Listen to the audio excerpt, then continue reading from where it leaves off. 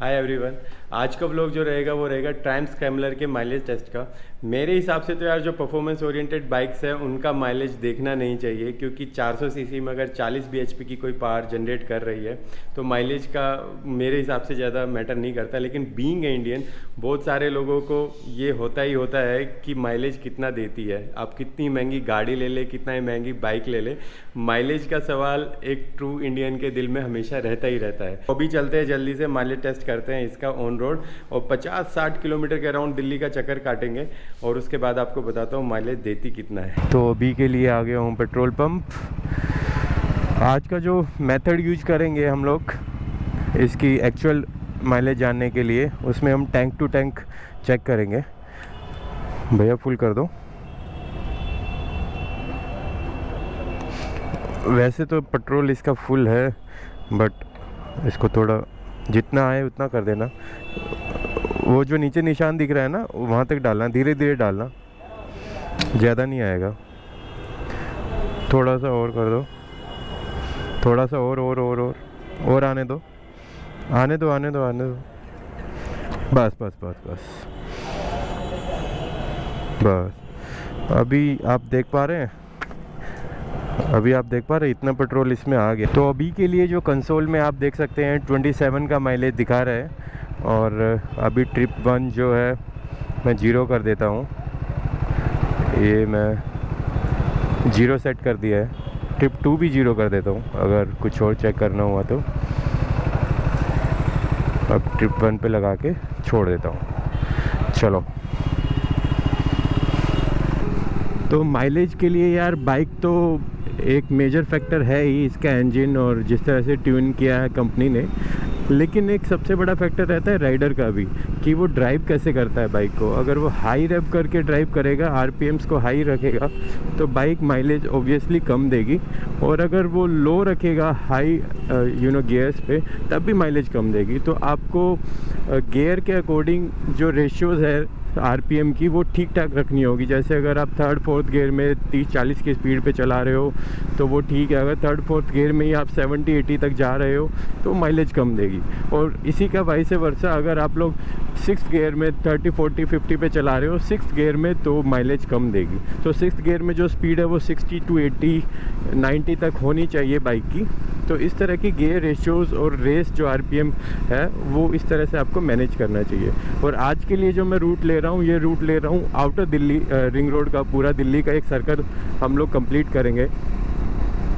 जहाँ तक सवाल है, यहाँ से अभी जहाँ मैं जा रहा हूँ मधुबन चौक से आईएसबीटी की तरफ, यहाँ पे थोड़ा सा रोड हो सकता है ओपन मिलेगा, लेकिन ट्रैफिक दिल्ली में कभी कम नहीं मिलता है। उसके बाद जब हम साउथ दिल्ली से और वापस नॉर्थ दिल्ली की तरफ आएंगे तब अच्छा खासा ट्रैफिक मिलने वाला है। तो एक्चुअल बाइक का जो माइलेज टेस्ट है वो आज हो जाएगा। सिटी में कितना देती है मैंने भी अभी तक चेक नहीं किया है।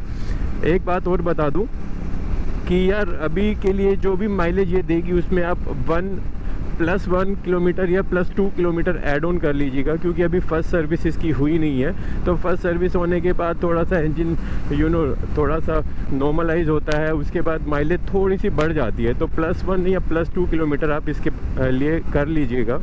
तो अभी के लिए चलते हैं। और आज अभी जैसे मैं 70 पे क्रूज़ कर रहा हूँ, अब 80 पे, तो इसको 80-90 की स्पीड पे मैं आज इसको रखूँगा।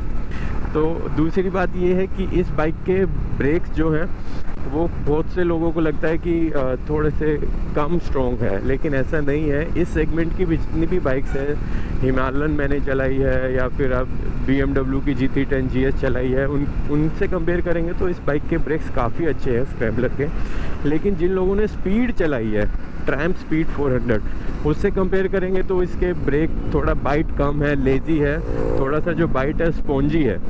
तो यस, इस फ्रंट जो डिस्क पैड है वो मैं चेंज कराऊंगा, जिनकी कॉस्ट सिर्फ 350 रुपये है।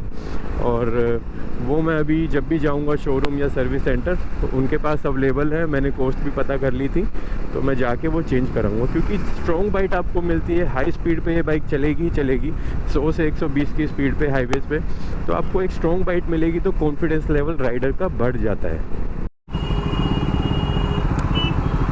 ट्रैफिक जैम, दिल्ली में आप आएंगे और ट्रैफिक से बच के जाएंगे, ऐसा हो नहीं सकता है।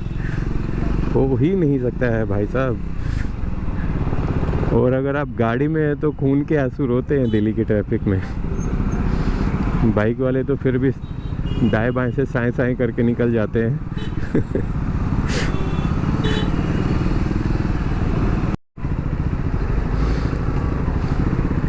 बाप रे, हैवी ड्यूटी ट्रैफिक यार। मैं सोच रहा था नॉर्थ दिल्ली से लेके आश्रम चौक तक तो आउटर रिंग रोड थोड़ा खाली रहता है, लेकिन आप देखिए यहीं पे इतना ट्रैफिक है। आज तो सही माइलेज टेस्ट हो जाएगा इसका।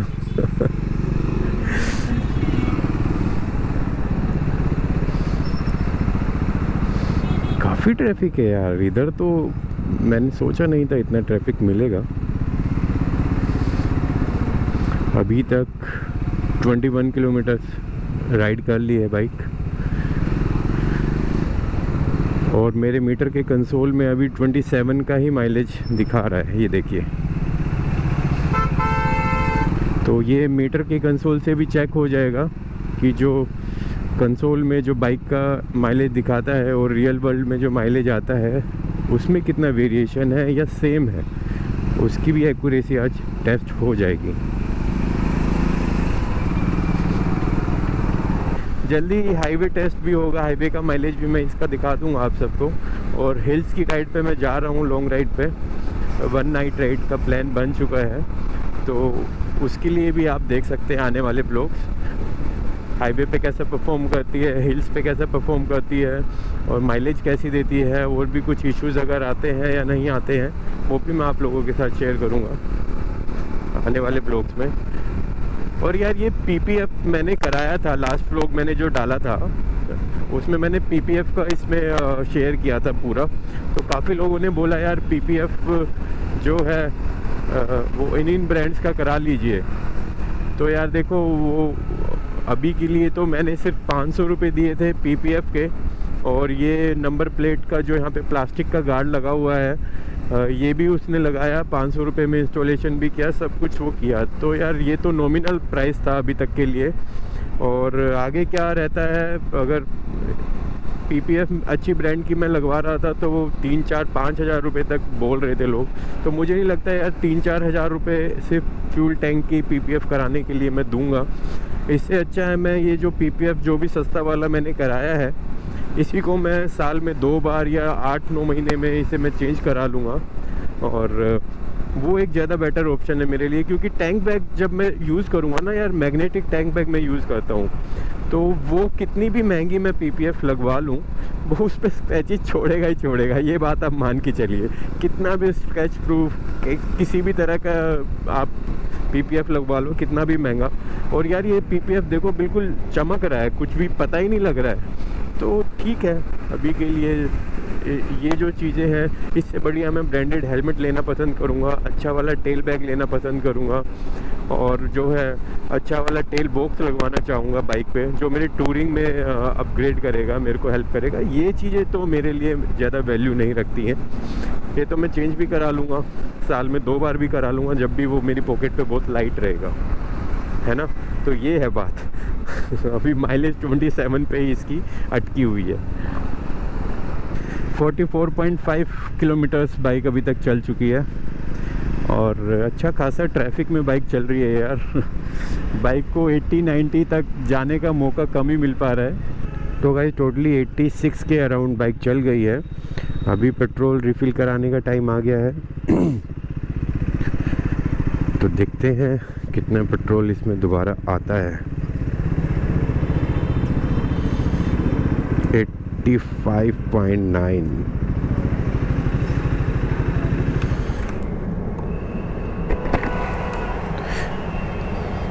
भैया फुल कर दो, उतना ही फुल कर दो। हाँ हाँ, उतना ही करना उस पॉइंट तक।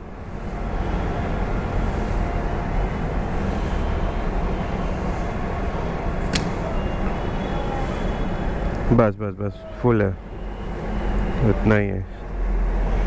कितना आया है?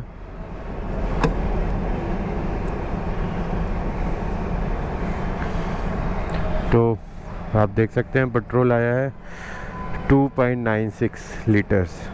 इसकी स्लिप मिल जाएगी, स्लिप स्लिप दे दीजिए।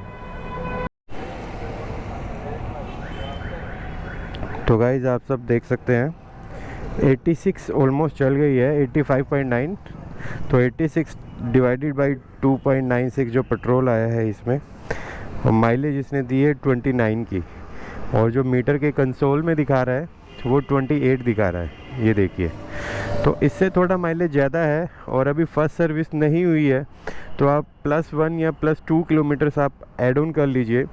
दूसरा मैं बता दूं, अच्छे खासे बम्पर टू बम्पर ट्रैफिक में मैंने ये चलाई है।